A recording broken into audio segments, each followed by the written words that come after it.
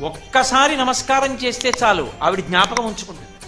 ఇక మళ్ళీ అడగక్కర్లేదు మనం నాకు ఇది కావాలని. ఆవిడే దాన్ని గుర్తు పెట్టుకుని మళ్ళీ మళ్ళీ ఇచ్చే లక్షణం ఉన్నటువంటి అమ్మవారు కనుక ఆవిడికి మరిడమ్మ తల్లి అని పేరు. ఒక ఊళ్ళో నూకాలమ్మ. నూకాలమ్మ అంటే భూమి మీద నూకలు ఉన్నాయి, ఈ ఊళ్ళో నేనున్నాను, ఈ ఊళ్ళో నేనుండి ప్రతి పూట అన్నం తిని బ్రతకగలుగుతున్నానంటే ఆవిడ అనుగ్రహం. భూమి మీద నూకలు ఉన్నాయిరా వీడికట్ట, ఇక్కడ నాకు నూకలు మిగల్చి ఆయుర్దాయం ఇస్తున్న తల్లి ఈ గ్రామానికి అధిదేవత.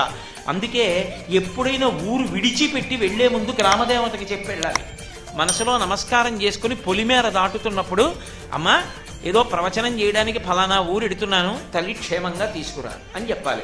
మళ్ళీ పొలిమేరకు వచ్చినప్పుడు చెప్పులిప్పి ఓ నమస్కారం చేయాలి. అమ్మా నీ అనుగ్రహంతో మళ్ళీ ఈ ఊరు వచ్చాను, నాకు నూకలు మిగల్చావు తల్లి, నీకు నమస్కారం. ఏడాదికోసారి అన్ని కుటుంబాలు కలిపి అమ్మవారికి నైవేద్యాలు పెట్టామని చెప్పి అమ్మవారికి నైవేద్యాలు పెడతారు.